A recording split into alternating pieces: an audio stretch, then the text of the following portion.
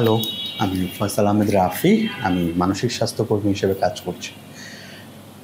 আমরা আজকে যে বিষয়টাতে আলোচনা করার জন্য আমি এই রেকর্ডটি করছি, সেটা হচ্ছে যে সাম্প্রতিক সময়ে আমরা একটি অস্থির সময় পার করছি এবং এই অস্থির সময়টাতে আমরা চারপাশ দ্বারা নানা রকমভাবেই প্রভাবিত হচ্ছি। হয় সরাসরি আমার নিজের সাথে ঘটছে কিংবা আমার পরিচিত বা আমার চারপাশে কারো না কারো সাথে ঘটছে। গত ৫ই আগস্টের পর থেকে বা আমি যদি তারও আগে থেকে বলি ১৫ই আগস্ট থেকে সরি গত জুলাই মাস থেকে এখন পর্যন্ত বাংলাদেশ যে পরিস্থিতির মধ্য দিয়ে যাচ্ছে, এটাকে আমরা বলতে পারি একটা ট্রানজিশন ফেজ। এই ফেজে নানা রকম অস্থিরতা তৈরি হয়েছে এবং সেই অস্থিরতাগুলোর মধ্যে আমরা একটা ইতিবাচক পরিবর্তন নিয়ে আসার চেষ্টা করছি যে যার জায়গা থেকে। যেহেতু ইতিবাচক একটা পরিবর্তন নিয়ে আসতে চাচ্ছি, এখানে ইস্যুটা হয়ে দাঁড়িয়েছে সেটার কিছু কনসিকোয়েন্সেস আছে। কিছু ঘটনা আমাদের ফেভারে ঘটবে, কিছু ঘটনা আমাদের এগেনস্টে ঘটবে। এখন যে ঘটনাগুলো আমাদের ফেভারে ঘটছে, ধরি যে রাষ্ট্র সংস্কার আসছে, আমাদের আর কি ভোটাধিকার এবং অন্যান্য রাজনৈতিক অধিকারের দিক থেকে সেই জিনিসগুলো আস্তে আস্তে পরিবর্তন আসছে বা সরকার চেষ্টা করছে একটা স্ট্যাবিলিটি ইকোনমিতে নিয়ে আসার জন্য। অন দ্য আদার সাইড, এই যে চলমান ঘটনাগুলো নানা রকম মানসিক প্রতিক্রিয়া তৈরি করছে আমাদের মাঝে।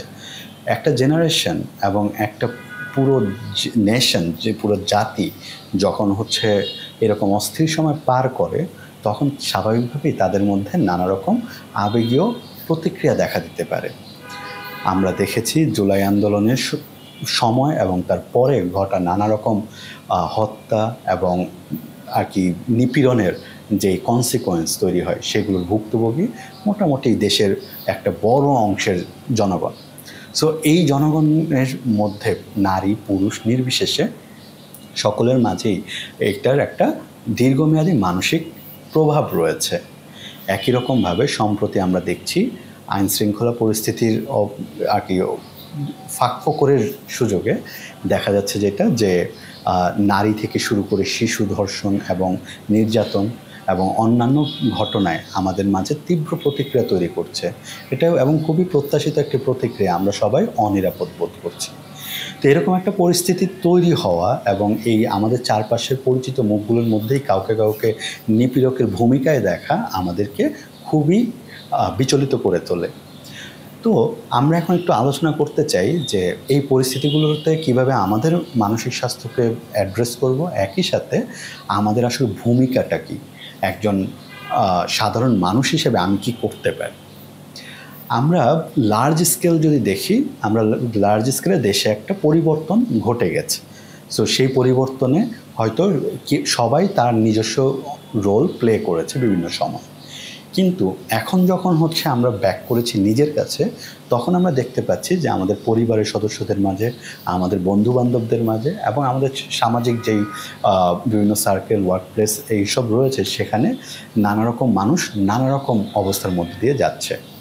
এই অবস্থাগুলো যদি একটু আমরা খেয়াল করি, কেউ হচ্ছে ট্রমাটিক অবস্থায় আছে, কেউ হচ্ছে সুইসাইডাল হয়ে আছেন, কেউ হচ্ছে প্রোডাক্টিভিটি ফিরে পাচ্ছেন না, কেউ হচ্ছে ডে টু ডে লাইফে স্ট্রাগল করছেন, অ্যাংজাইটি, প্যানিক, ডিপ্রেশন, এই আর কি ডিসঅর্ডারগুলোর সিমটম ডেভেলপ করেছেন। অনেকেই রাত জাগছেন, পড়াশোনা করতে পারছেন না, নানা রকম দুশ্চিন্তা এবং ভয়ে দিনাতিপাত করছেন। তো এই মানুষগুলোর ক্ষেত্রে আসলে করণীয়টা কি?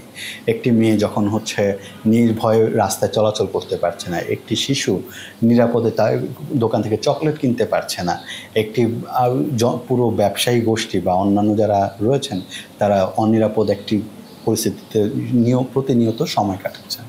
তো এই অবস্থায় যেটা হয় যে আমাদের মানসিক স্বাস্থ্যের অবস্থা ডে বাই ডে ডিটোরিয়েট করে। সো এই ডে বাই ডে ডিটোরিয়েট করার যে বিষয়টা দাঁড়ায়, সেখানে আমরা যেটা দেখতে পাই যে এইগুলোতে আমরা যদি একটু সহমর্মী হই, আমরা যদি নিজেদের চারপাশে একটু বোঝার চেষ্টা করি, তখন আমরা এটা খুব সহজেই আর কি ম্যানেজ করতে পারি। আমরা প্রথমেই বলবো না যে কাটিয়ে উঠতে পারি, কারণ কাটিয়ে ওঠার জন্য এক একজনের হয়তো এক এক ধরনের কোপিং স্কিল দরকার হবে, কিন্তু আপাতত আমাদের যেটা জরুরি সেটা হচ্ছে এই সিচুয়েশনটা কাটিয়ে ওঠা এবং পাশাপাশি এইটাকে ম্যানেজ করা। তাই পরিবারের সদস্যদের আসলে রোল কী এবং চারপাশে আমরা বন্ধুবান্ধব হিসেবে অথবা আমাদের হচ্ছে সহকর্মী হিসেবে আমাদের ভূমিকা কেমন হওয়া উচিত। সো সম্প্রতি আমরা দেখতে পাচ্ছি যে নারীদের উপর যে নির্যাতন চলছে অথবা যে ধরনের যৌন সন্ত্রাস চলছে, পাশাপাশি শিশুদেরকে যে ধরনের আক্রমণ করা হচ্ছে, সেই জায়গাগুলোতে আমাদের একটু সচেতন হওয়া দরকার। অর্থাৎ পরিবারের সদস্য হিসেবে আমার পরিবারে যদি কোনো মেয়ে অথবা শিশু থাকে, তার নিরাপত্তা নিশ্চিত করা এবং তার মানসিক অবস্থাটাকে বোঝার চেষ্টা করা। খেয়াল করুন, আপনার পাশে যেই মানুষটি আছেন তিনি হয়তো অনিরাপদ বোধ করছেন, এই কারণে তার আচরণ এবং অনুভূতির প্রতিক্রিয়াতে নানা রকম পরিবর্তন আপনি দেখতে পাবেন। সুতরাং সেখানে তার প্রতিক্রিয়ার এগেনস্টে আপনিও যদি রিয়্যাক্ট করেন, তাহলে আসলে আমাদের সম্পর্কগুলো ক্ষতিগ্রস্ত হয়। তাই আমরা চেষ্টা করব একটু সহমর্মী হওয়ার। একটা ছেলে বা একটা মেয়ে বা একটা শিশু যখন কোনো নিপীড়নের শিকার হন, তখন অবধারিতভাবেই সে মানসিকভাবে ভালো থাকে না। তাই আমরা যদি নাও জানি যে এই মানুষটা কিসের মধ্যে দিয়ে গিয়েছে, আমরা চেষ্টা করব সেটা জানার এবং তার প্রতি সহমর্মী হওয়ার। একই সাথে আমাদের একটা মানুষ যখন একদম প্রতিনিয়ত মাথার মধ্যে একটা দুশ্চিন্তা নিয়ে ঘুরে বেড়ান, তখন খুবই স্বাভাবিক যে সে আসলে অনেক কিছুতেই মনোযোগ দিতে পারবে না, অনেক কিছুতেই ভালোভাবে আউটপুট নিয়ে আসতে পারবে না। সেক্ষেত্রেও তাকে সে সাপোর্ট এবং কেয়ার করাটা জরুরি, যাতে হচ্ছে সে ধীরে ধীরে এই পরিস্থিতিটুকু কাটিয়ে উঠতে পারে এবং সে তার স্বাভাবিক লাইফে ফিরে আসতে পারে। সাম্প্রতিক যে ঘটনাগুলো আমরা দেখছি পত্রিকা মারফত এবং সামাজিক যোগাযোগ মাধ্যমের মারফত, সেখানে আমরা দেখতে পাই যে অনেক ধরনের নির্মম ঘটনা ঘটে যাচ্ছে আমাদের চারপাশে। শিশুদের থেকে শুরু করে বড়দের সাথে এমন সকল ঘটনা ঘটছে যেগুলো আসলে যে কোনো মানুষকে ট্রমাটাইজ করে ফেলতে পারে।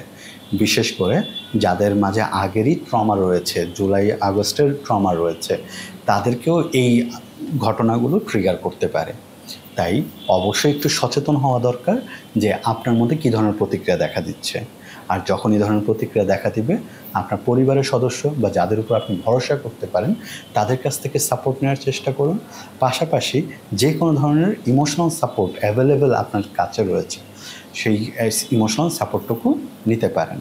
আমাদের পক্ষ থেকে যেমন পার্পল লাইন নামে একটি হেল্পলাইন রয়েছে, সেখানে আপনি কথা বলে আপনার ইমিডিয়েট যে ইমোশনাল সাপোর্টগুলো দরকার এবং আপনার নিজেকে রিল্যাক্স করতে, আপনাকে ওই পরিস্থিতিটুকু নেভিগেট করতে যা করা দরকার সেটা করতে হেল্প করবে আমাদের এখানকার প্যারা কাউন্সিলররা।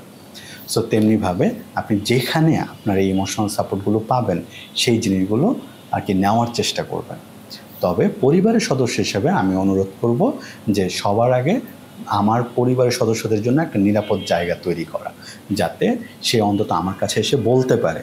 বিশেষ করে নারী এবং শিশুদের ক্ষেত্রে সে যদি বাইরে অথবা পরিবারের সদস্যদের অন্য কোনো সদস্যের দ্বারা অথবা এক্সটেন্ডেড ফ্যামিলির বা রিলেটিভদের দ্বারা কোনো রকমভাবে কোনো ধরনের অ্যাবিউজের শিকার হয়, যাতে সে নির্দ্বিধায় আমাদেরকে এসে বলতে পারে।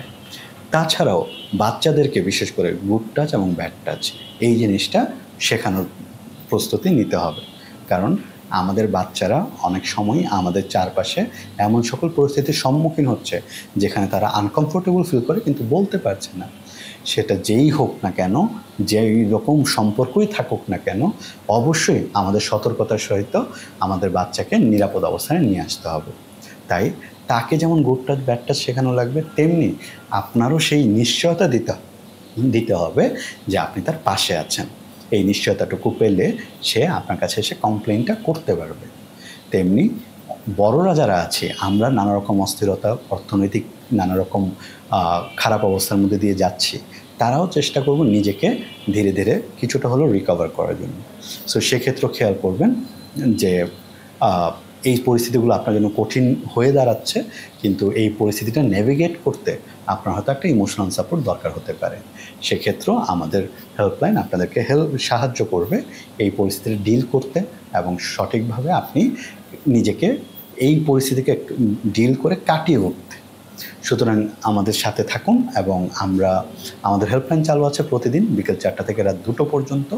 আর এছাড়াও যদি আপনার মনে হয় আপনার প্রফেশনাল সাপোর্ট প্রয়োজন, সেটাও আপনি যে কারো কাছ থেকে নিতে পারেন।